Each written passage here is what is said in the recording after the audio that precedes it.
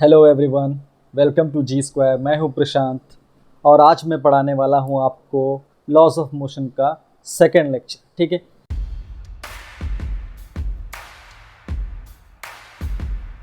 अपने पिछले वीडियो में मैंने आपको बताया था डिस्टेंस और डिस्प्लेसमेंट के बारे में, स्पीड और वेलोसिटी के बारे में, और वेलोसिटी का फ़र्क क्या पड़ता है स्पीड एंड डायरेक्शन से। ठीक है, अब नेक्स्ट टॉपिक आता है जो समझना ज़रूरी है, वो है एक्सेलरेशन। एक्सेलरेशन वर्ड एक्सेलरेट से आता है। जितने भी टू व्हीलर्स हम अपने आसपास देखते हैं वो एक्सेलरेट किए जाते हैं। बॉडी का जो स्पीड हमको बढ़ाना होता है, वेलोसिटी बढ़ा, अगर स्ट्रेट लाइन में ट्रैवल कर रहे हैं तो वेलोसिटी की बात करेंगे। ठीक है, अगर स्ट्रेट लाइन में ट्रैवल कर रहे हैं तो डायरेक्शन पता चल गया, स्ट्रेट लाइन है। और अगर उसमें बॉडी को एक्सेलरेट कर रहा हूँ, देखा होगा आप लोगों ने, एक्सेलरेट करते हैं यानी कि उसकी वेलोसिटी को मैं बढ़ा रहा हूँ, एक्सेलरेट करता हूँ तो वेलोसिटी क्या होती है, बढ़ती जाती है, बढ़ती जाती है।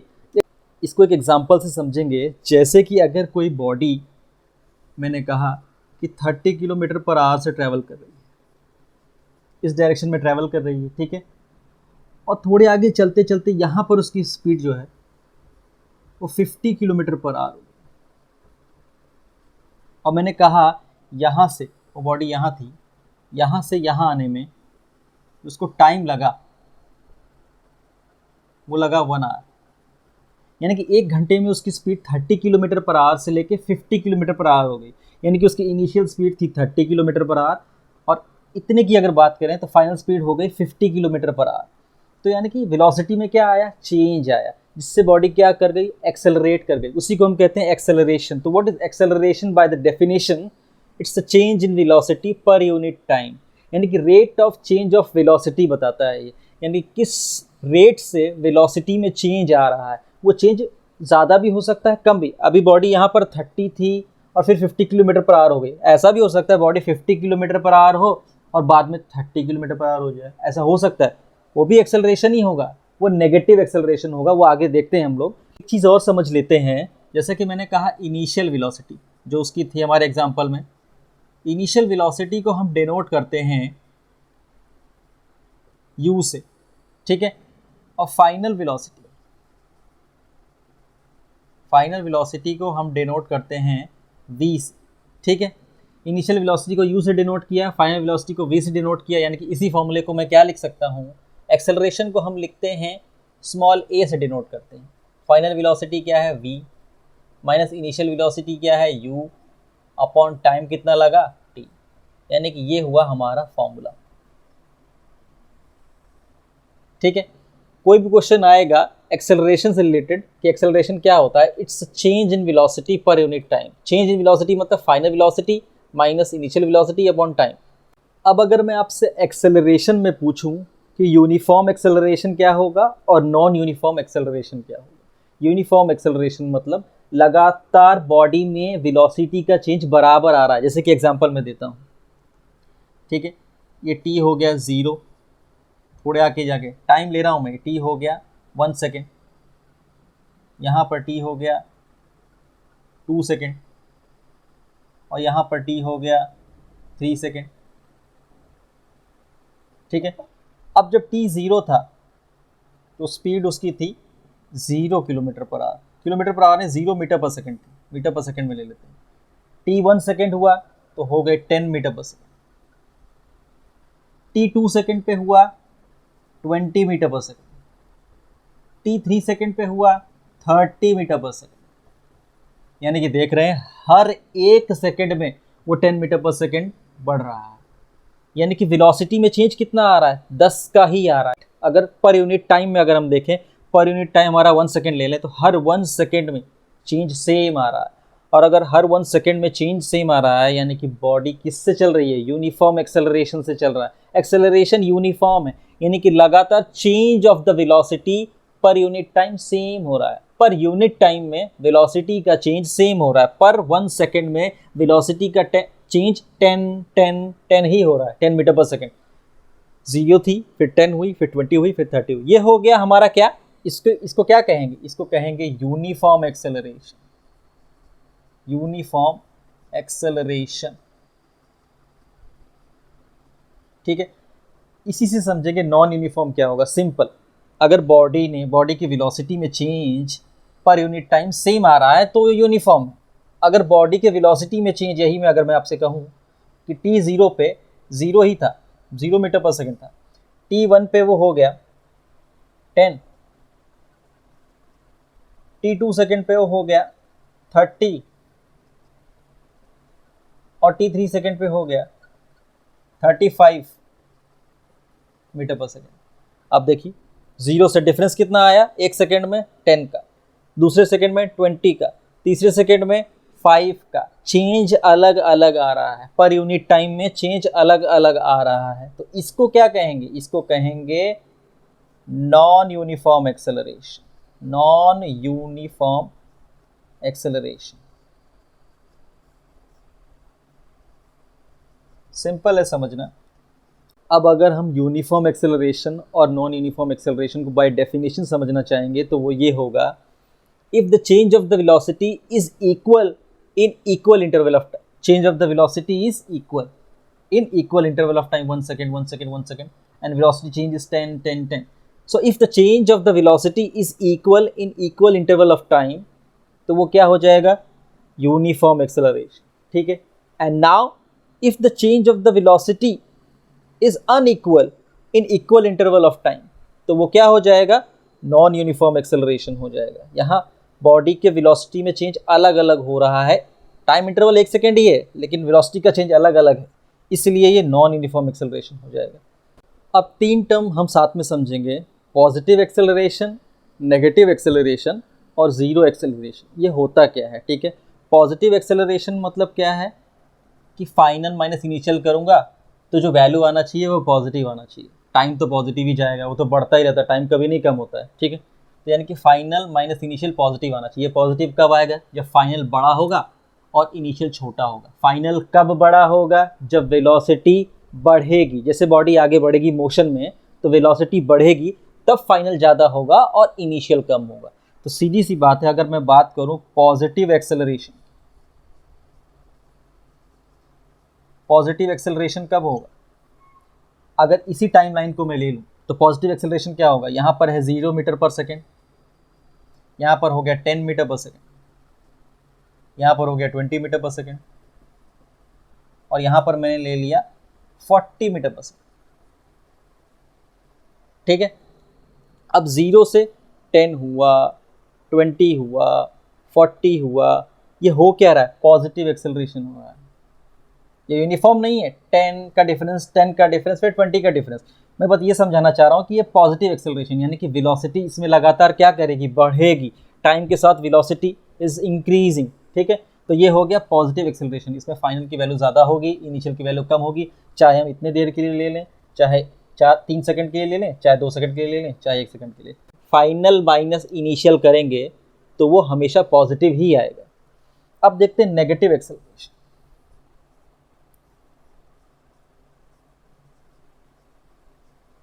नेगेटिव एक्सेलरेशन क्या होगा, अगर इसी टाइमलाइन की बात करें, अगर ये सेम टाइमलाइन हो मेरा, ठीक है, इसी टाइमलाइन को ले लेते हैं। यहाँ हो जाएगा t0, यहाँ हो जाएगा t1, यहाँ हो जाएगा t2, मैं t2 लिख रहा हूँ यानी कि 2 सेकेंड ना, और यहाँ हो जाएगा t3 सेकेंड। अब t0, t1 second, t2 second, 3 second. Negative acceleration मतलब जब मैंने बॉडी को देखा, मेरा t0 कब होगा, जब मैंने बॉडी को देखा, ठीक है। जब मैंने बॉडी को देखा तो उसकी स्पीड थी 50 मीटर पर सेकेंड। अब 1 सेकेंड बाद उसकी स्पीड हो गई 40 मीटर पर सेकेंड। फिर अगले सेकेंड में मैंने देखा उसकी स्पीड हो गई 30 मीटर पर सेकेंड, और उसके बाद उसकी स्पीड मैंने देखा हो गई 10 मीटर पर सेकेंड। इसका मतलब क्या है, अगर ये बॉडी स्ट्रेट लाइन में ट्रैवल कर रही है तो उसकी स्पीड लगातार क्या हो रही है, वेलोसिटी कम हो रही है। अगर स्ट्रेट लाइन में ट्रैवल करे, डायरेक्शन पता है हमको, तो वेलोसिटी लगातार क्या हो रही है, कम हो रही है। पहले 50 थी, फिर 40 हुई, फिर 30 हुई, 10 हुई, हो सकता है आगे जाके ये रुक जाए, 0 हो जाए। समझने का मतलब सिर्फ इतना है कि वेलोसिटी लगातार कम हो रही है, और अगर वेलोसिटी कम हो रही है तो इनिशियल क्या है, ज़्यादा है। फाइनल जो भी ले, ये ले लें, ये ले लें, चाहे वो ले लें, फाइनल कम है।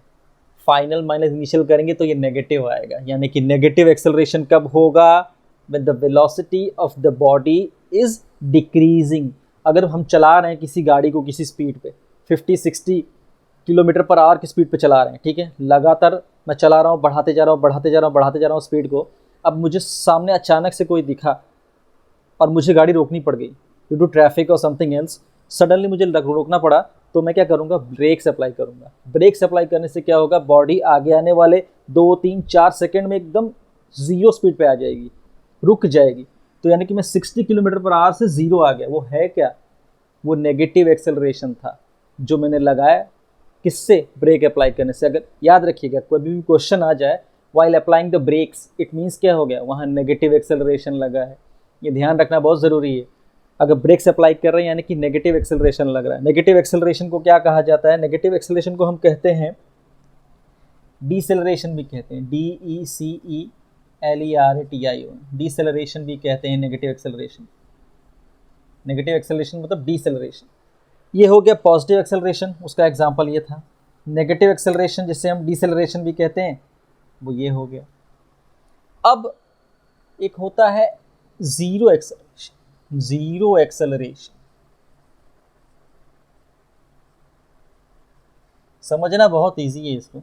ज़ीरो, ये हो गया था पॉजिटिव, ये हो गया था नेगेटिव, और ये है ज़ीरो एक्सेलरेशन। ज़ीरो एक्सेलरेशन क्या होगा, यानी कि एक्सेलरेशन की वैल्यू ज़ीरो कब आएगी, जब फाइनल वेलोसिटी और इनिशियल वेलोसिटी सेम हो, तभी तो सेम और सेम माइनस करेंगे तभी तो ज़ीरो आएगा। वो सेम कब होगा, यानी कि बॉडी t0 पे अगर 50 मीटर पर सेकंड की स्पीड से चल रही है तो यहाँ पर भी वो 50 मीटर पर सेकंड की स्पीड से ही रहेगी। यहाँ पर भी 50 मीटर पर सेकंड की ही स्पीड से चल रही है और यहाँ पर भी 50 मीटर पर सेकंड की स्पीड से ही चल रही है।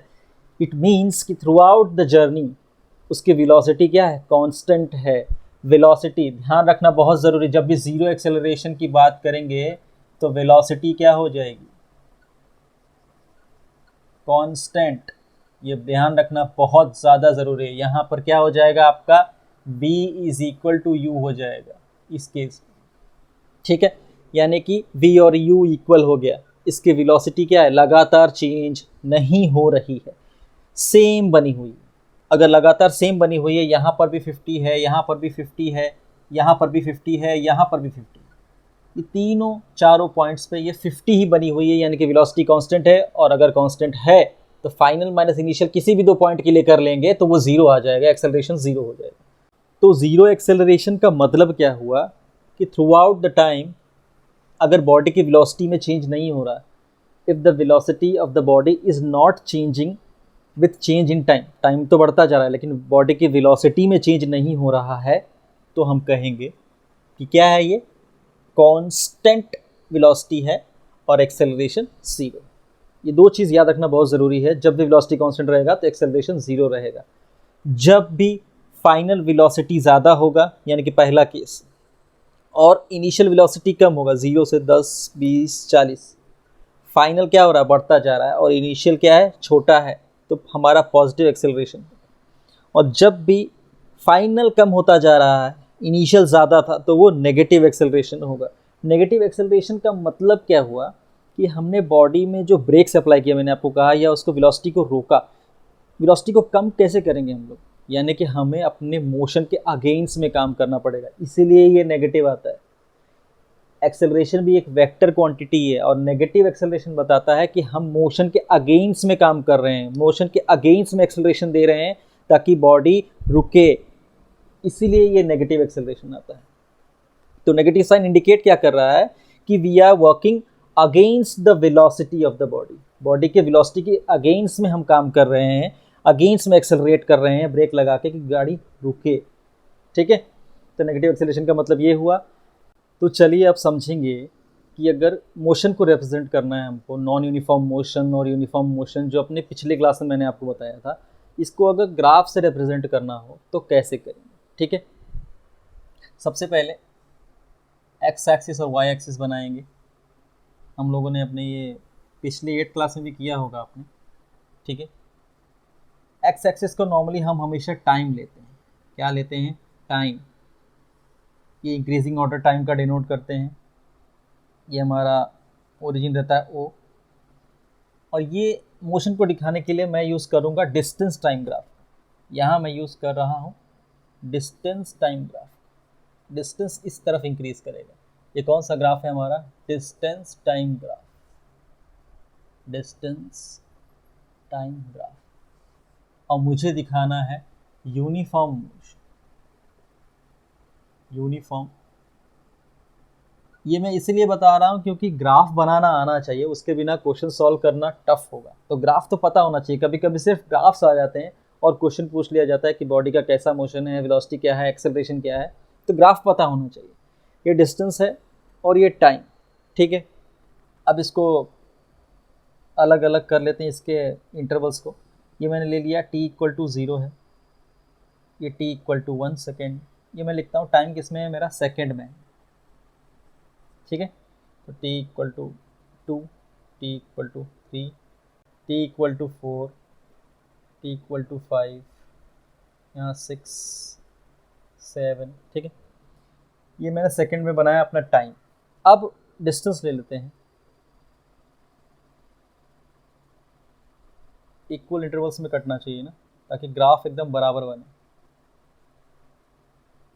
जब बुक में हम लोग इस ग्राफ को बनाते हैं तो अपने 1 सेंटीमीटर को बता देते हैं कि मेरा 1 सेंटीमीटर एक्स एक्सिस में 1 सेकेंड के बराबर है, और यहाँ मैं लूँगा इसको ले रहा हूँ मैं 1 सेंटीमीटर को 10 मीटर के बराबर। यानी कि ये 10 है तो ये क्या हो जाएगा 20 मीटर, ये 30 मीटर, ये 40 मीटर, ये 50 मीटर, ये 60 और ये 70 मीटर, ठीक है। यानी कि वाई एक्सिस में मेरा 1 यूनिट 1 सेंटीमीटर 10 मीटर को डिनोट कर रहा है, ठीक है। अब हम बनाएंगे यूनिफॉर्म मोशन। यूनिफॉर्म मोशन का पहले देख लेते हैं चार्ट क्या होता है हमारा। मैंने ये टाइम लिया और ये डिस्टेंस, इसका चार्ट। टाइम 1 सेकेंड पे 10 मीटर ट्रेवल किया, ये मीटर में है, और ये सेकेंड। 2 सेकेंड पे 20 मीटर, 3 सेकेंड पे 30 मीटर, 4 सेकेंड पे 40 मीटर, 5 सेकेंड पे 50 मीटर। हमें पता यूनिफॉर्म मोशन होता क्या है। अगर मैं यूनिफॉर्म मोशन की बात करूँगा तो व्हाट इज़ यूनिफॉर्म मोशन? उसका डिस्टेंस ट्रैवलिंग जो होगा वो सेम इंटरवल ऑफ टाइम पे सेम होगा। 1 सेकेंड में 10, फिर अगले में 10, फिर अगले में 10। ये अपने लास्ट वीडियो में मैंने आपको बताया है क्लियरली। तो इसको ग्राफिकली कैसे रिप्रेजेंट करते हैं वो समझ रहे हैं। यानी कि फर्स्ट सेकंड पे कितना ट्रैवल किया 10, यानी कि फर्स्ट सेकंड पे कितना ट्रैवल किया 10। ये पॉइंट ये आएगा, इसका आएगा और इसका आएगा, ठीक है। अब दूसरे सेकंड में कितना ट्रैवल किया 20, 2 सेकंड्स पे कितना आ गया 20 आ गया, ठीक है। अब तीसरे सेकंड पे कितना आ गया 30। ये फिर मैं आगे इसको ले आता हूँ, ये पॉइंट आ जाएगा। ऐसे चौथे सेकंड पे हम देखेंगे तो क्या आ जाएगा, ये आ जाएगा। पांचवें सेकंड पे ये आ जाएगा, ठीक है। अब अगर मैं इनको ऐड करूं तो मेरा ग्राफ बनेगा। यानी कि t इक्वल टू 0 पे बॉडी रेस्ट पे था, 1 सेकंड पे 10 मीटर कवर किया, 2 सेकंड पे 20, ऐसे। तो एक लाइन अगर मैं सारी ज्वाइन करूं तो ये बनेगा एक स्ट्रेट लाइन, एक स्ट्रेट लाइन है, ठीक है। अगर ऐसा स्ट्रेट लाइन बनता है तो क्या बताता है बॉडी का कैसा motion, uniform motion. Distance time graph में अगर इस तरह का स्ट्रेट लाइन बन रहा है तो क्या बताता है बॉडी का ये यूनिफॉर्म मोशन, क्योंकि वो इक्वल टाइम पे इक्वल डिस्टेंस ट्रैवल कर रही है। अब समझते हैं नॉन यूनिफॉर्म मोशन, ठीक है। तो नॉन यूनिफॉर्म का एक एग्जांपल देख लेते हैं। टाइम अगर 1 सेकेंड में से ट्रैवल किया 20 मीटर, दूसरे सेकेंड में ट्रैवल किया 30 हो गया, तीसरे सेकेंड में आ गया 50, फोर्थ सेकेंड में आ गया 55, और फिफ्थ सेकेंड में आ गया 70, ठीक है। देख रहे हैं आप, इक्वल इंटरवल ऑफ टाइम है लेकिन डिस्टेंस कैसा हुआ, पहले 20, फिर 30, फिर 50 हो गया, फिर 55 हुआ, फिर 70 हुआ। इसका ग्राफ बनाएंगे। t जब 1 सेकेंड था तो डिस्टेंस कितना कवर किया 20, यानी कि 1 सेकेंड पर डिस्टेंस यहाँ था 20, ठीक है। ये आ गया अपना पॉइंट, पॉइंट ये आ गया। दूसरे सेकेंड में डिस्टेंस कवर हो गया टोटल 30, यानी दूसरे सेकेंड पे वो कहाँ था 30 पे था, यहाँ पर आ जाएगा,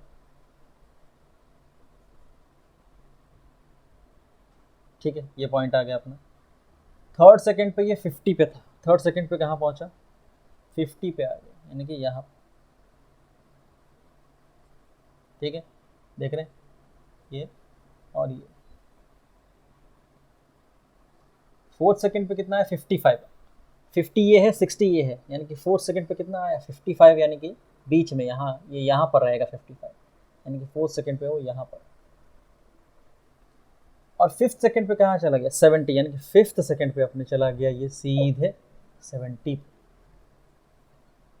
ठीक है, देख रहे हैं यहाँ 70 पे गया है ये अपने, कहाँ पर से कौन से सेकंड पर 5th सेकंड पर, और 55 गया था अपने 4th सेकंड पर। ठीक है, फर्स्ट सेकंड पे 20, सेकंड सेकंड पे 30 मीटर पर था, थर्ड सेकंड पे 50 पर गया, फोर्थ सेकंड पे 55 पर, और 5th सेकंड पे गया है 70 पर। अब इसका अगर हम ग्राफ ज्वाइन करें तो क्या होगा, यहाँ से गया इधर, यहाँ से गया इधर, इधर से गया इधर, इधर से गया इधर, और इधर से गया इधर। देखिए इसका ग्राफ कैसे जा रहा है, ऐसे गया फिर ऐसे फिर ऐसे फिर ऐसे, स्ट्रेट लाइन नहीं बन रहा है, जो बताता है कि ये नॉन यूनिफॉर्म मोशन। तो नॉन यूनिफॉर्म मोशन को ग्राफिकली भी समझना बहुत इजी है कि ये यूनिफॉर्म है कि नहीं। अगर स्ट्रेट लाइन है तो यूनिफॉर्म है, और स्ट्रेट लाइन नहीं है तो नॉन यूनिफॉर्म। तो आज की इस वीडियो में इतना ही। ठीक है, थैंक यू सो मच।